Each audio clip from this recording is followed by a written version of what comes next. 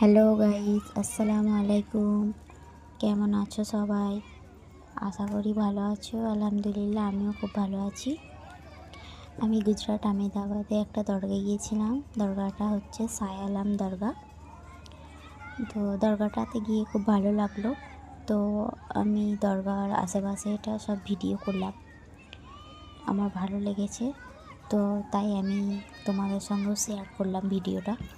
তো দেখো কেমন লাগছে। দরগাটায় বৃহস্পতিবার আরও ভিড় হয়। কোনো দিন যদি বৃহস্পতিবার যাই তো সেদিনেরও ভিউ আমি তোমাদের সঙ্গে শেয়ার করব। তো চলো ভিডিওটা দেখতে থাকো, দেখো কেমন লাগে।